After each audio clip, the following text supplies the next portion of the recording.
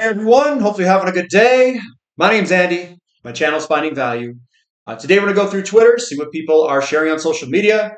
I'm going to interject my financial opinions as we go through it together, generally related to three different topics: wealth building, commodities, and or financial topics. So let's dive in, take a look, see what people are sharing. If you want to follow me at _finance, if you want to join our community, finding-value.com, I dive deeper into all of these topics and subjects, looking for potential investment opportunities and sharing them with everyone in the community. We have a midweek update that is released, so go check it out. It's posted on the website of what I think looks good and what I'm doing and how I'm positioning in the markets at this time of what I think are good opportunities. We have a special coupon code. Special is the coupon code. And you get 50% off the first month only on the monthly membership, and a larger discount on the yearly for anyone who signs up directly to the yearly. Or if you want to swap from a monthly to a yearly, you can also do that, no problem. So starting down here with HFI Research, is our crude storage forecast for this week's EIA oil storage report, and they still are eating a deficit. How are we running into deficits when we're supposed to be building in a lot of this stuff?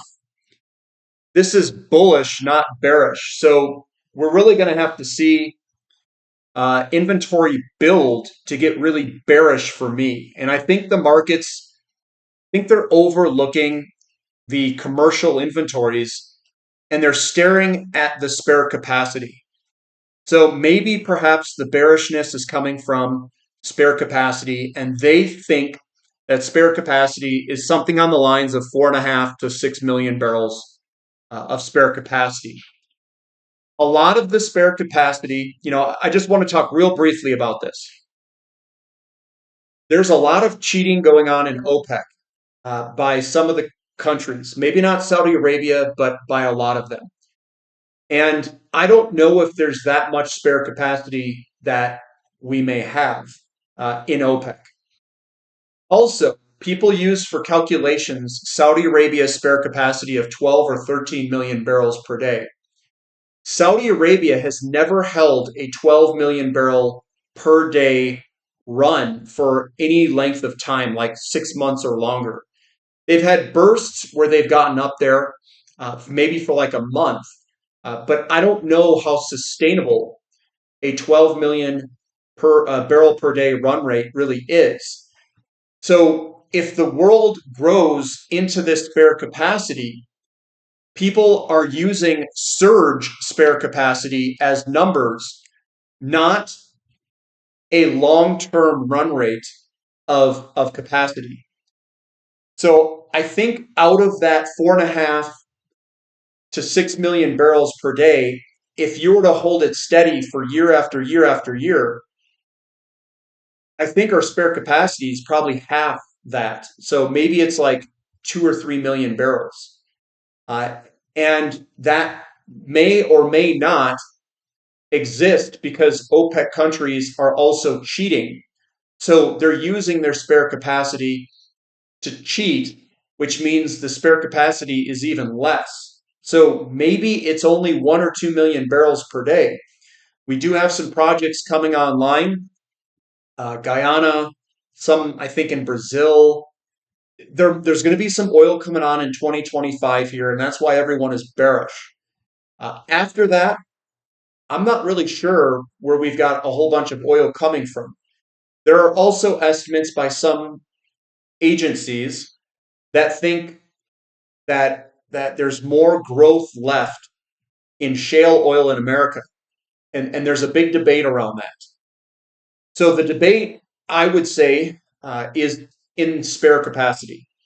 We know that we've got low inventories. Now, this could happen. OPEC increases their capacity. They bring online some of the supply. Demand eats up the supply. We never regain our commercial inventory levels or strategic petroleum reserves. And then after that, we're at pumping capacity of the world. And we've got low inventories. That will be one heck of a move if we go into that type of scenario. And I don't know if we will, but it is possible. Coming on, it says that base though, and this is the energy sector. Um, and I want to talk about energy because everyone is so bearish on energy right now. I am bullish because everyone else is bearish. I'm hearing a lot of calls for like $35 a barrel, $50 a barrel oil. I'm like, okay, So how much longer will it take for energy, XLE, to break out of the 17-year base? We're right underneath resistance, and we're moving up into the resistance. Now, could we get a move lower and do like a big cup and handle? It's possible. This here was the last bull market. It started in 98, 99. We came up. This was the recession here, and then we took off. So maybe we're doing something like that. Maybe we can create a handle or something. Possible. Maybe we don't. Maybe we already went through the slowdown, which is this pause here. Maybe this is ready to break. I don't know. And people are so confident in their predictions about what is to come. What I will say is, last time we fell, oil was at $100 a barrel in 2014. It was at 150 in 2008. That is drastically different. Those two time frames, which is here and here, than what we are at today. Because we are at very low oil prices, and this is ready to break out. Think about that for a second. Just think about where we're located, where oil's located. The oil to gold ratio is super cheap. Oil has broken out against the S&P 500. There's a lot of bullish factors that are backing energy. It doesn't mean it has to go higher, it's a bullish setup, not a bearish setup. These are bearish setups. This is a bullish setup because we're in a commodity bull market, and everything's rolling and turning into a commodity bull market. We also have copper ripping higher, and we're going to go over copper here too. Ethereum versus WTI. This is something that is underneath that we use as more data and confluence of information to gain more confidence that we're going to break higher, not lower, in oil with time. So we are witnessing a major trend shift. Commodities are going to outperform cryptocurrencies for the next couple of years, and this is a downtrend line break, or uptrend line broken to the downside. This is the ratio of Ethereum priced in oil, and when it breaks down, oil is outperforming. Now, could this be a false breakdown? It's possible. But I will say, whenever you start to break, if you get in here, if you break through this resistance here, support resistance, generally when you break down, you'll come up underneath it and then you roll over. Look for a rollover. If we get a rollover and it continues lower, that means that we have created a lower high and now a new lower low. And that is the definition of a new downtrend. So that's what we want to see is that confirmation, that move lower. XLE is testing a key resistance zone. And again, we're just underneath resistance here, trying to break out. We'll see if we can do that. Coming on down, here's why gold will likely continue its upward path trend in 2025. Corrections are seen as golden opportunities for buyers in the year ahead. This is a breakout. This is a rising wedge that is broken to the upside. And this is when you break a rising wedge to the upside, that's generally incredibly bullish. So we could run for a long time. Fingers crossed. And it's starting to outperform all the other assets. What does that mean? It means it's going to suck in even more money. The FOMO people, and maybe even the crypto people, will jump online at some point. Those are all potential future buyers, and that's what drives these bull markets.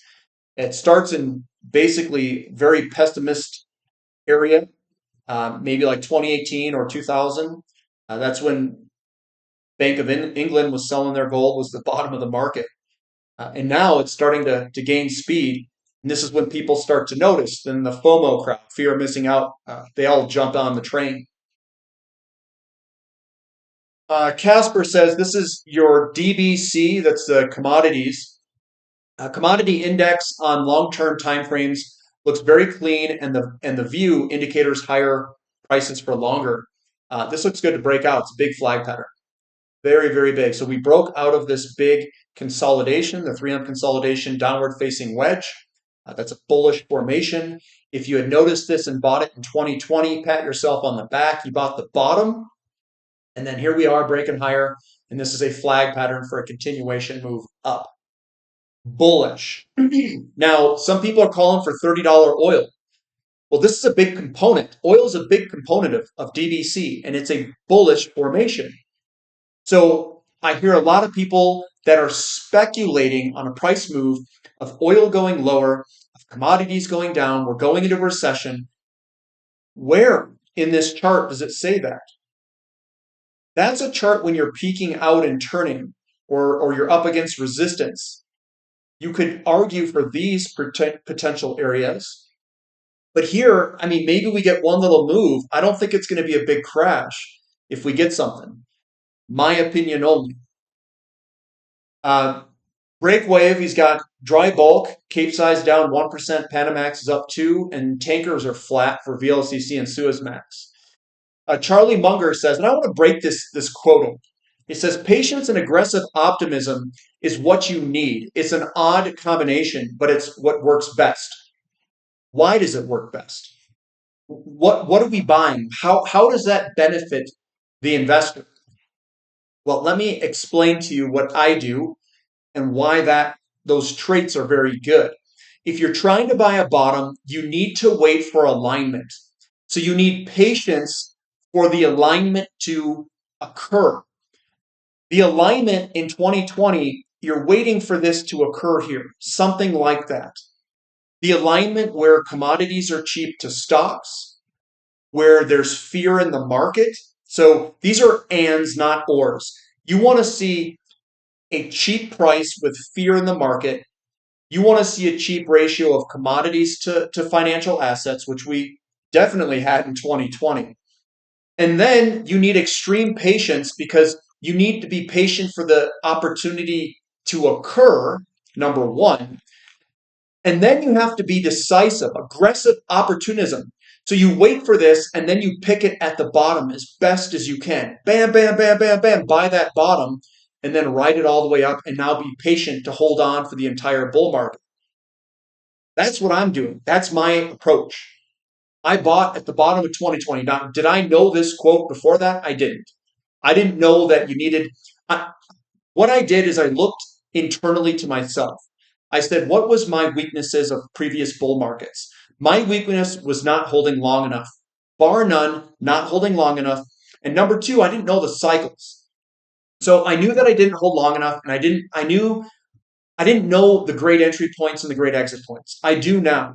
So now, if you know that, you know something's cheap, aggressive opportunism with patience combined gets you the opportunity to buy the living crap when it's cheap and then be patient enough to hold on long enough for it to all work out very well. That's that combination. It's identifying when something's cheap, when fear's in the market and you have max fear with the max, I'll call it risk reward situation where your risk is getting way lower because of the valuation being so undervalued. You pounce on it. That's what you need these two for. Grady says, this precious metals bull will last many more years, so do not get beat down by the declines or lose interest during them. That's the patience. Understand them, be ready for them. And whatever one does, keep your eyes on the big picture. Most play the market with their emotions. They react to everything, plus have no strategy or trading investing rules of their own. They do the same thing over and over without changing. To succeed in trading investing, it is vital not to participate in this recurring emotional roller coaster, but make use of it instead. That's buying in fear. That's exactly the aggressive opportunism. And it's then when gold and silver are in much needed consolidation pullback, then one needs to plan for what to do when the sector bottoms. If you do not understand the sector movements, plus do not get mentally ready for what is coming, you will yet again not be ready to buy the lows. Then you will yet again buy when the sector is already up hugely. You're just FOMO buying. But anyway, the mother of all legit looking probable cup and handles is breaking out here. It looks fantastic. for silver. SRS Rocker report says silver maple leaf premiums, the lowest since April of 2011 when silver hit $50. Biggest buyers of silver bullion lately have been the banks, not retail investors. Way down. You can see that this is a one hump, two hump, three hump consolidation too. Looks like it's getting real close to a bottom. Silver priced in major fiat currencies are making new all-time highs. Posted on many times during 2023 that gold priced in major fiat currencies were breaking out of their 13-year consolidation patterns. So basically, we're doing the same thing in silver against all these other patterns here. USD will be the last one to break. This is Canada, Japanese yen, and then Australian dollar. They're all ripping. Everything's ripping in silver, guys. The only one that hasn't ripped yet out of the pattern is silver priced in the dollar. So really, this is just 1 ounce of silver priced in different currencies. And the currencies are what are moving. The oil to copper ratio, I posted this up. It is squeezing where oil could outperform copper. We've seen copper on a tear here. And I think people are sleeping on oil because this is a bullish setup for oil. I want to go over something real quick here in copper. So I've got this chart here. This is what it looks like. You've got the previous bull markets and these setups. One hump, two hump, three hump consolidation, breakout. One hump, two hump, three hump consolidation, breakout. One hump, two hump, three hump consolidation, breakout. So these are the consolidations. These are the breakouts. Whenever you break major resistance, right there is major resistance. You get these gigantic moves. Boom. That went from the bottom of 62 cents all the way up to $3.73 from bottom to top. Your entry point was here for the commodity to stock ratio, but you had to wait until we got all the way to the peak in 2008. Right now, we have a similar setup. Let me show you the fractal. A fractal is a repeating pattern that humans create over and over. So I'm going to take the beginning of this fractal in 98.99. I'm going to run it all the way to 2008. That's called a fractal. Now what I'm going to do is I'm going to go over here and I'm going to show you something. Oops. Grab the blue line there. Do you guys see the fractal occurring here? So what we've got here is that's the fractal down at the bottom there. And then we've got a consolidation that's run sideways there that we're breaking to the upside. So if I were to, I'll say, line this up, that's probably pretty close. This shows at about $20 a pound of copper is probably where we're going to end up eventually. If the fractal sizing is the same as before. It doesn't mean it has to be. So this looks really good. And maybe we get up to, $18 to $20, $23 a pound of copper by the end of this bull market. The fractals are very similar. So this fractal here is the fractal that we have at the end of this. So this third hump and this third hump are the same. And then this here maybe is this here. It could be, depending on how you chart this out and how it looks. But again, looks really good for copper. Now, another thing, here's crude oil overlaid on top of copper. They've got the same chart. Look at those things. Very, very similar. And if copper's ripping higher, what makes you think that oil isn't going to follow it? Why are people bullish copper and bearish on oil? I don't understand why. And if I were to just draw a quick little line on here, I mean, this is a falling wedge for oil, and it's about to break out at any second here. Looks very bullish.